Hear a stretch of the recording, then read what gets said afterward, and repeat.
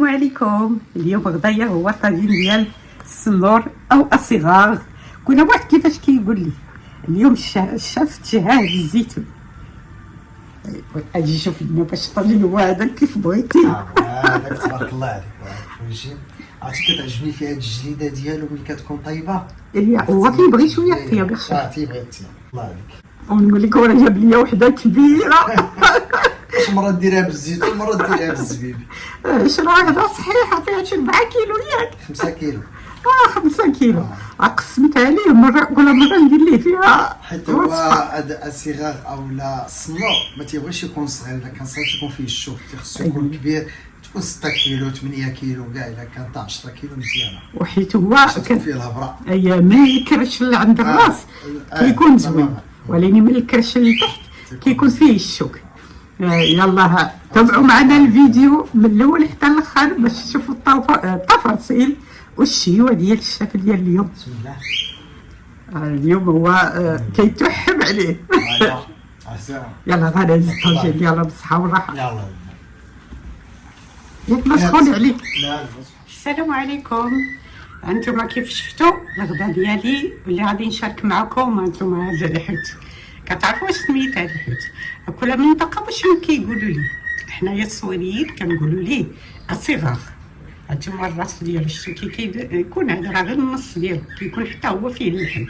كاين اللي كيقول ليه السنور، ولا عندكم نتوما شي سميه اخرى قولوها الصغار.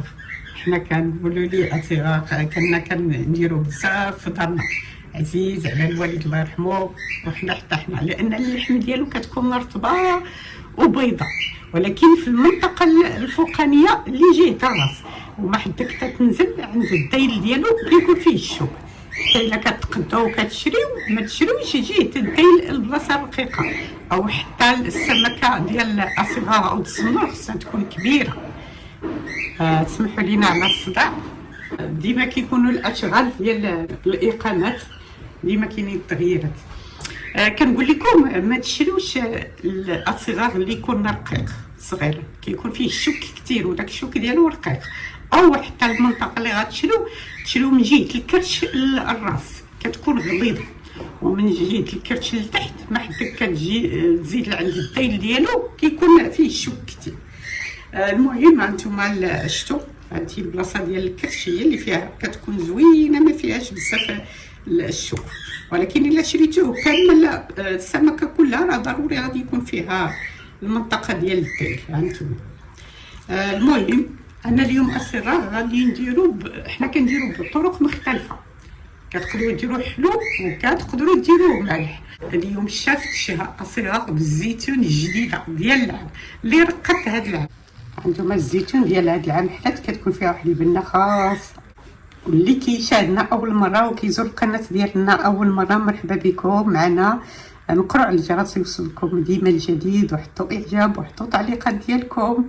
يلا نبداو الوصفه ديالنا. اول حاجه نبداو بها هي نوجدوا الزيتون. حيت هذا الطاجين انا كنفرش ليه الزيتون من التحت. اول حاجه نبداو بها هي نحضروا الزيتون. شوفوا لي هذا الزيتون كي جات راه تاكلوها هكا بلا ما طيب، بنينه. الا جاتكم شويه مره ديك المروره الخفيفه تقدروا تطبخوها، كتطبخ كتحيد منها تنقص ديك المروره. دابا انا غادي نعزل الكميه الكافيه اللي نقدر ندير في القاع ديال الطاجين اللي نفرش في الطاجين.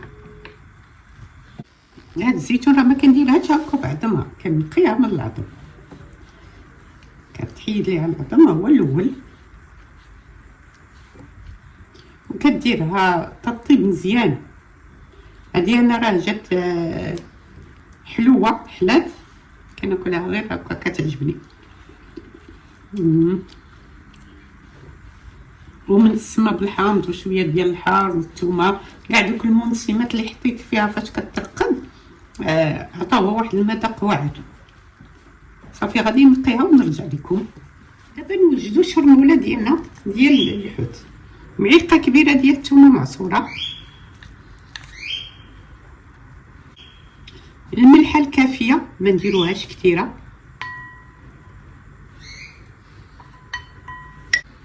التحميره الحلوه هذه هي اللي كندير كثيره شويه، حيت الحوت كيبغي التحميره، وعلى حسب الكميه ديال الحوت اللي عندكم. طبعا الكمون حتى هو معلقه كبيره، حيت انا عندي هاد المعلقه غير صغيره. البزار غير واحد شويه، انا كنبغي ندير فيه حتى سكينجبير، كاين اللي ما كيديروش، ولكن انا كندير واحد الطريقه ديال السكينجبير. التحميره الحاره كتبقى اختياريه.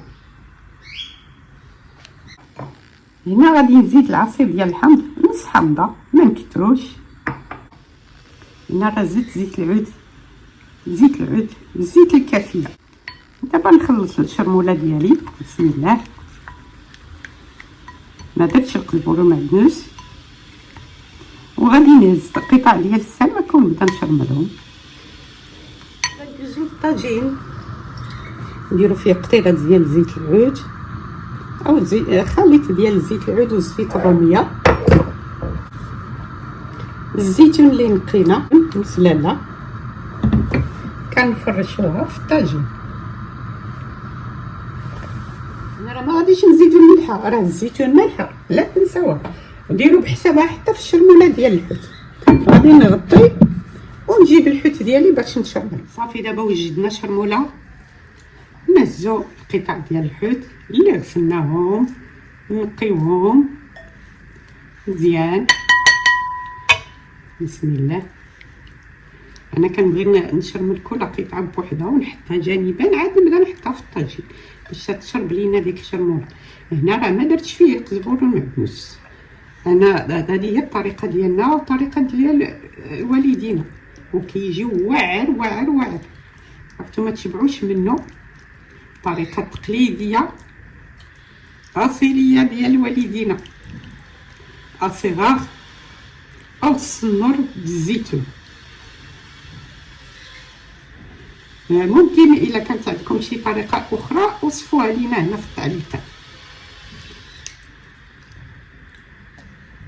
حتى الراس راه كيكون فيه اللحم، تيكون ملحم. هانتوما شفتوا ملي كيصوبوا لكم مول الحوت بقيه السمك ما يمحش لكم الراس، لانه فيه كيكون فيه اللحم كثير هانتوما، واللحم ديالو طريه.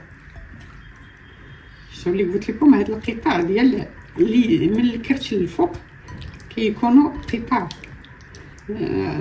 فيهم اللحم وما فيهم الشوك.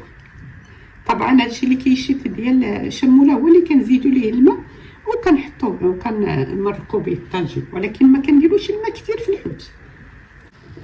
الطاجين ديالنا راه فرشنا فيه الزيتون، ودابا نستفوا القطع ديال الحوت.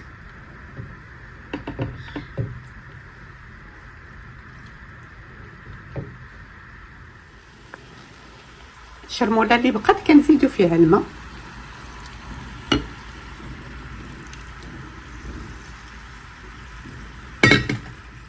ودابا نزوقوا بالقطع ديال الحامض.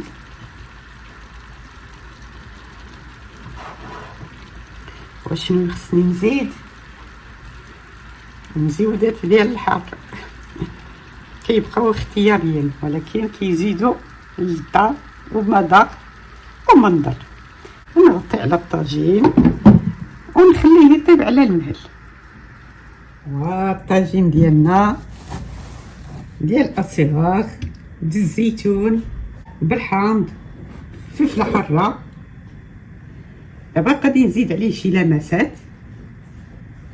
هاد القطيره ديال زيت العود راه كتزيد ديما الحوت واحد البنه مميزه، كتبقى ديك النسمه زيت العود، خصوصا الا كانت جديده. وهذا الرشيشه ديال الكمون، الريحه ديال الكمون مع الحوت ولا اروع. نتسنى الشيف يجي ويشوف هذا الطاجين واش كيف تشهاه. عنوه كنخليو فيه واحد شويه د المريقه، ما يكونش ناشف، حيت مع الماكله ديال الحوت دغيا كتمشي المريقه ديالو. هانتوما الطاجين ديالنا ديال الصغار بالزيتون الحامض فلفله حاره، بنين بنين بنين بنين بنين. بغيتكم تجربوه وتذوقوه. يلا اللي كيشاهدنا اول مره يشترك في القناه، ينقر على الجرس يوصل جديد، حطوا اعجاب، حطوا تعليقات ديالكم، ولا صوبتوا ضروري تصيفطوا لي الصوره ديالو في انستغرام الشاف اماري او الشاف لبنى امثقل. يلا تبارك الله عليكم بالصحة والراحة.